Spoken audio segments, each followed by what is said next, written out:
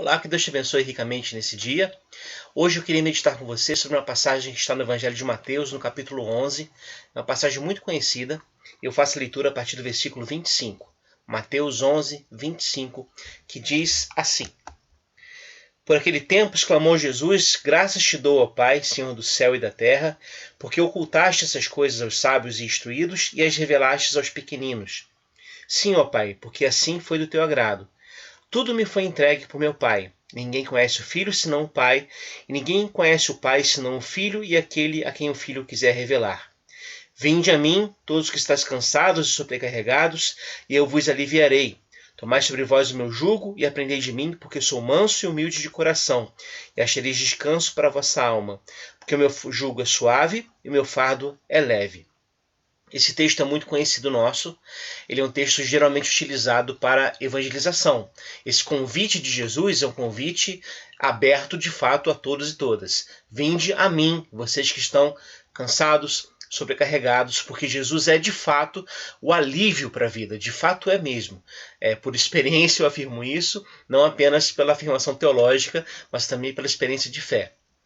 Mas é preciso ressaltar um fato. Esse texto tem um destinatário original, e Jesus está aqui se dirigindo a pessoas religiosas. Ele está se dirigindo aqui a gente, a multidões, a pessoas que estão debaixo das orientações da religião judaica do seu tempo. A proposta dos fariseus em especial e dos escribas, que tentavam de alguma maneira fazer com que a lei de Deus fosse cumprida pelo povo para que o Messias viesse. Essa era a prerrogativa farisaica. Vamos fazer com que a lei se cumpra para que, em função disso, o Messias venha. E como é que a lei pode se cumprir ou se fazer cumprir pela multidão? Simples. Vamos, de alguma maneira, cercear todos os espaços da vida cotidiana, para que a pessoa não possa, de alguma maneira, infringir esta lei. Então nós sabemos que, além da Torá escrita, do Pentateuco, os fariseus desenvolveram também a Torá oral. 613 ordenanças ou mandamentos que tentavam controlar cada limite da vida, cada espaço da vida. Você tem, por exemplo, o mandamento do sábado, da guarda do sábado, não é isso? Como um dia de descanso. Pois bem, nessa Torá oral, os fariseus apresentavam formas de se quebrar esse sábado, de se romper com esse mandamento. Então, por exemplo, você era ordenado a não caminhar num campo de trigo no dia de sábado, porque se a sua roupa esbarrasse numa espiga de trigo e ela caísse ao chão, você poderia ser culpado por trabalhar no sábado. Esse tipo de legislação, que tentava, como eu disse, controlar todos os aspectos da vida, foi praticada durante muito tempo. E é para esta multidão de gente que está debaixo dessa legislação que Jesus está fazendo esse convite.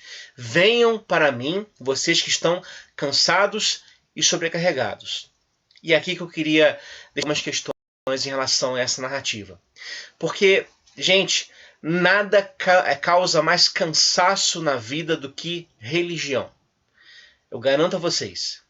A religião cansa, a religião é um fardo, porque ela pressupõe, a priori, uma vida de tentativas de agradar a Deus. Nessa leitura, Deus está de mal com a gente, Deus não está disposto a nos abençoar, e nós precisaríamos viver uma vida para agradar a Ele, para que Ele pudesse se voltar a nós com a sua ação de bênção e de misericórdia.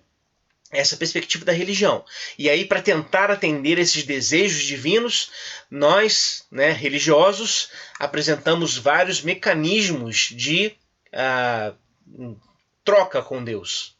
Eu me lembro aqui com muita clareza do texto de Gênesis, quando se fala do pecado que o ser humano comete. E aí diz lá o texto que ele percebe que está nu e se cobre com folhas de figueira. E aí diz o texto que quando Deus pergunta: onde você está, Adão? Ele responde: eu estava nu e por isso tive medo. O que é interessante, porque ele já estava nu antes, não é isso? Mas agora essa percepção da própria nudez está trazendo sobre ele culpa. E mesmo com seus esforços, ele não consegue tirar de si esse medo de Deus. Pois bem, esta é a postura da religião. A religião cansa. A religião é um fardo. Quando eu digo aqui religião, estou propondo esta religião em termos farisaicos, essa religião em termos de troca com Deus, como uma espécie de meritocracia. Eu faço as coisas para que Deus se agrade de mim. Esse tipo de relacionamento com o sagrado cansa, leva à exaustão e gera muitos problemas psicológicos, emocionais e até mesmo físicos. Mas Jesus tem um convite para essas pessoas.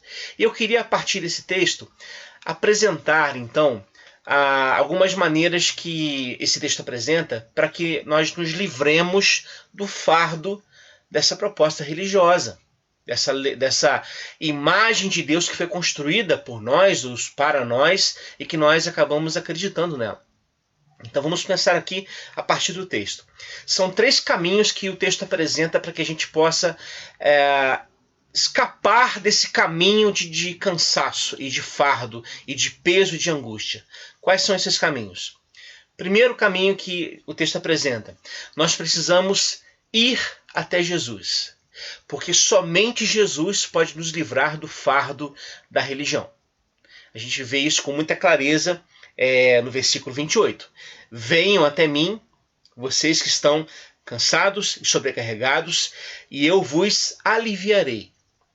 Vamos lembrar aqui que Jesus é esse personagem, esse homem que viveu na Palestina no primeiro século, do qual se afirma aqui no texto de que ninguém conhece o Filho senão o Pai, e ninguém conhece o Pai senão o Filho e aquele a quem o Filho quiser revelar. Ou seja, o texto bíblico afirma com toda clareza, mais uma vez aqui, que olhar para Jesus é olhar para o próprio Deus.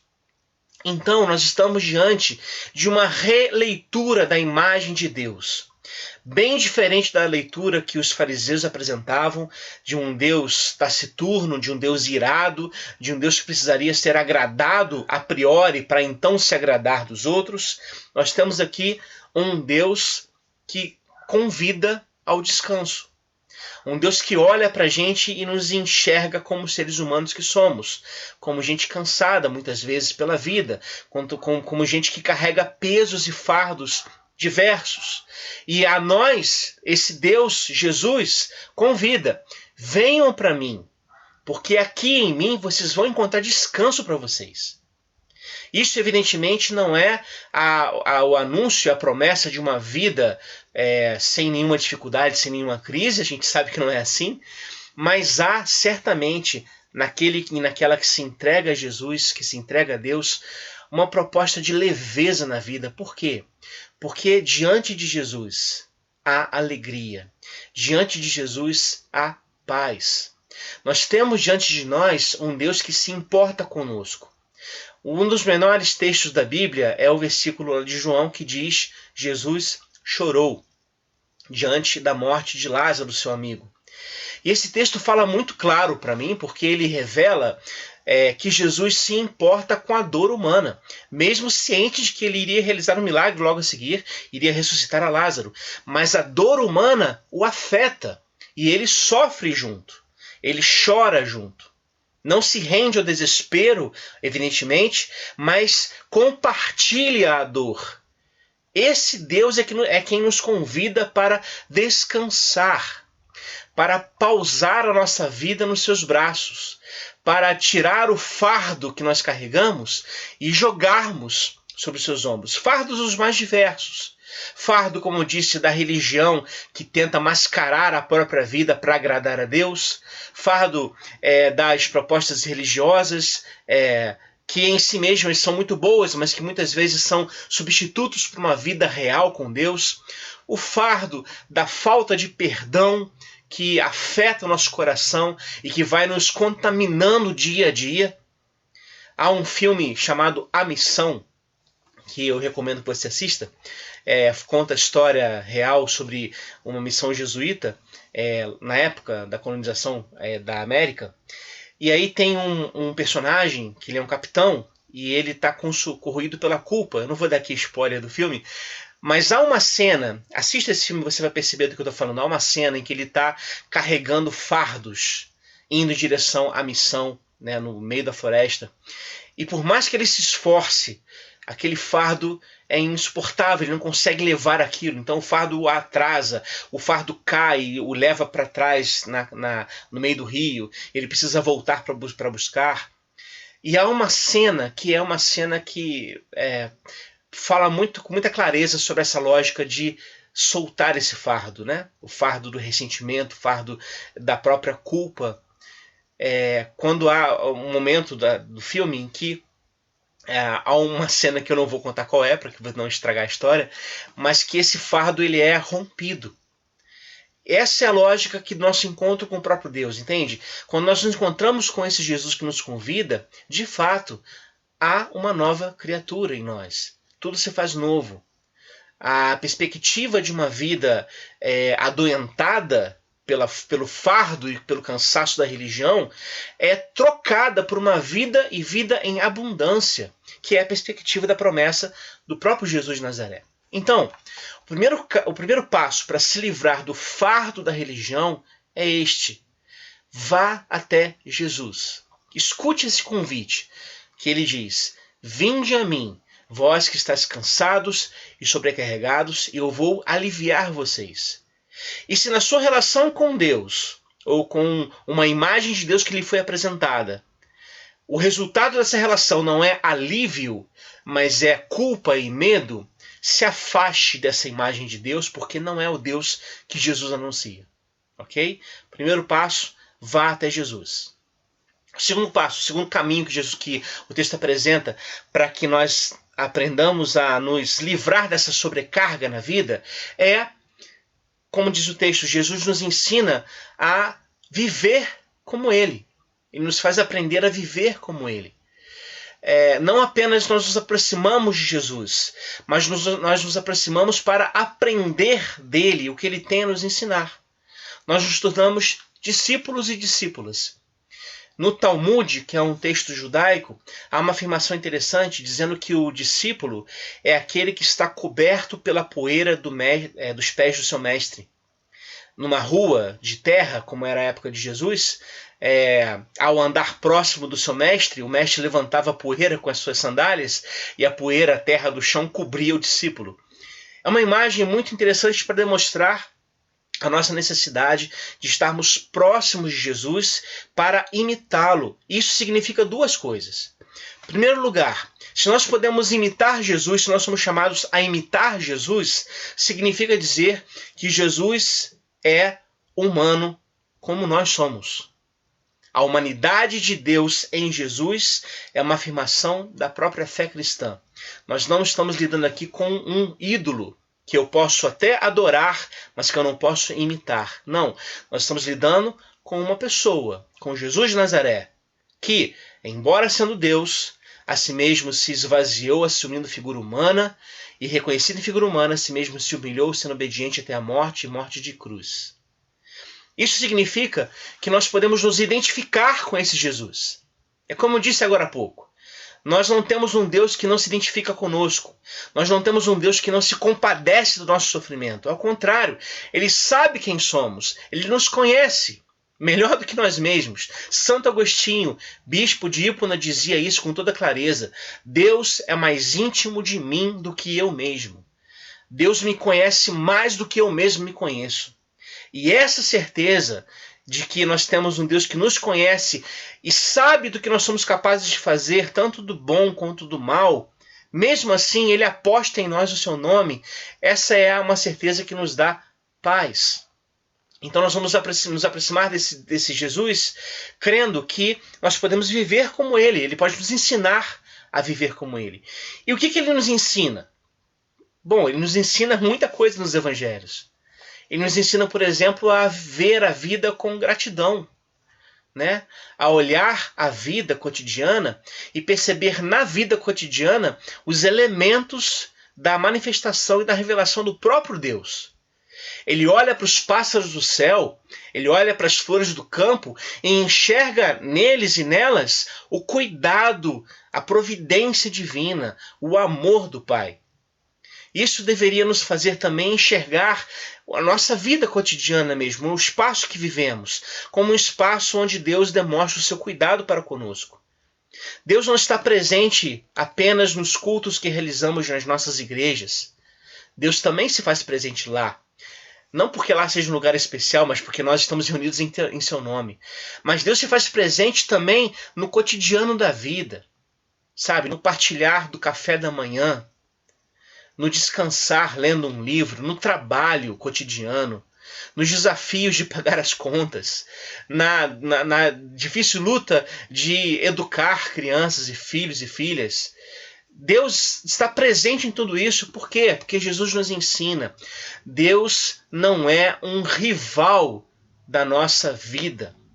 Deus é um parceiro, é um companheiro, é um amigo na caminhada. Jesus disse isso para os discípulos. Eu já não chamo vocês de escravos, porque o escravo não sabe o que faz o seu senhor, mas eu chamo vocês de meus amigos. Nós somos amigos e amigas de Jesus de Nazaré. E amigo, gente, é aquele que se sente à vontade junto de Deus. Então, Jesus nos ensina a enxergar esse Deus presente na vida. Jesus também nos ensina a enxergar a vida e viver a partir da fé. E fé aqui não como moeda para comprar os favores de Deus, mas fé como confiança no caráter de Deus, de que Deus é quem Ele diz ser, fiel, digno de confiança. É por isso que Jesus disse com toda clareza para os seus discípulos daquele tempo e para nós hoje também: não andeis ansiosos por coisa alguma, sobre o que vocês vão comer ou vestir, porque o vosso Pai sabe que vocês precisam de tudo isso. Olhem, como ele disse, olhem para as aves do céu, não trabalham. Olhem para os lírios do campo, não fiam, não trabalham. Mas eu garanto a vocês que Deus cuida deles. Então não cuidará muito mais de nós? Essa afirmação, e que é concluída com aquela belíssima expressão de Jesus: basta a cada dia o seu mal. Busque em primeiro lugar o reino de Deus e a sua justiça, e estas coisas serão acrescentadas. Isso é uma fala muito certeira ao nosso tempo hoje. Um momento que a gente vive de tanta ansiedade, de tanta dificuldade de pausar a vida. Nós vivemos um período difícil de pandemia e o que eu não canso de ver é gente aparentemente desejando produzir sem pausas. Como se produzir sem parar fosse um mecanismo de fuga dessa pandemia que vivemos. Nós não somos máquinas para produzir sem parar. Às vezes nós precisamos pausar mesmo para escutar não apenas a Deus, mas também a voz do nosso próprio coração. Sabe, pausar a vida para escutar. Nós não podemos ser, como diz Charlie Chaplin, pessoas que pensam muito e sentem pouco, porque isso faz mal a nós. Nós precisamos então aprender com Jesus. Não é que Jesus faz isso? Em tempos ele não leva os seus discípulos para descansar? Inclusive, depois de mandar os seus discípulos em viagem missionária, e aí os discípulos voltam felizes porque pessoas foram curadas, pessoas foram libertas em nome de Jesus, a primeira coisa que Jesus fala para os discípulos é: olha, venham repousar um pouco agora aqui no deserto, porque ele percebeu que eles não tiveram nem tempo de comer. Então nós não somos chamados a essa produção louca, né? Muitas vezes pautada por uma perspectiva neoliberal que contamina a nossa fé. Nós não somos chamados não tanto a sermos instrumentos poderosos nas mãos de Deus, mas nós somos chamados, sobretudo, a desfrutar a presença de Deus que está em nós. Nós aprendemos isso com Jesus. E é por tudo isso, gente, que a gente está aprendendo com Jesus, né, por essas questões de uma vida vista com gratidão, de perceber Deus na vida, na própria existência, no cotidiano, de viver com fé, é que a gente pode chegar ao terceiro caminho que o texto propõe para que nós nos libertemos desse fardo da religião, que é tomar sobre nós o jugo de Jesus. Não, como diz o texto, tomai sobre vós o meu jugo, aprendei de mim, como nós falamos, porque sou manso e humilde de coração, e achareis descanso para a vossa alma, porque o meu jugo é suave e meu fardo é leve. O jugo de Jesus e o fardo de Jesus são suaves, não são penosos, são suaves. Se na sua relação com Deus você sai mais pesado, mais angustiado, mais deprimido, mais entristecido, mais opressivo de alguma maneira, por causa de uma determinada imagem de Deus que lhe foi passada, como eu disse antes, então eu digo para você, esqueça dessa imagem divina que te passaram e olhe para esse Jesus aqui dos evangelhos, que diz, o meu fardo é leve, meu jugo é suave. E jugo, vale lembrar, jugo é aquele objeto de madeira colocado nos ombros de dois animais de carga. Então, tem lá o objeto de madeira no centro, né? E aí, um animal fica aqui e o outro aqui, e eles vão carregando aquele jugo. Quando Jesus fala isso, tomai sobre vós o meu jugo e aprendei de mim, Jesus está dizendo com todas as letras o seguinte, nós não vamos carregar sozinho esse jugo. Ele coloca aqui, ó, o ombro, ele oferece o ombro para nos ajudar a carregar. Isso é o mais alto grau de identificação e de carinho divino para conosco. Portanto, na sua relação com Deus, não coloque sobre os seus ombros o fardo da religião, porque religião mata. Porque coloca o ser humano numa posição de devedor diante de Deus. E sentir-se como devedor diante de Deus é o caminho para a exaustão espiritual. Nós não somos devedores diante de Deus. Por quê? Porque Cristo já é o nosso Cordeiro, que se ofereceu a si mesmo por nós. Então nós olhamos para Deus a partir de Jesus. E ao olhar para Deus a partir de Jesus, nós estamos vivendo em descanso. Esse Deus que nós enxergamos aqui, ele é manso e humilde de coração. Por isso, nesse momento, volte-se para Jesus e receba esse bálsamo da paz de Deus sobre a sua vida, essa paz que excede a todo entendimento, que brota de um relacionamento, não com doutrinas frias e inertes, mas com uma pessoa, Jesus, que olha para você, que olha para mim e diz, venham até mim, vocês que estão cansados e sobrecarregados, porque eu vou aliviar vocês. Descanse nessa certeza. Tenha uma excelente noite de sono hoje. E uma semana abençoada, descansando nesse cuidado divino, nesse cuidado de Deus para conosco. Um abraço, que Deus te abençoe ricamente.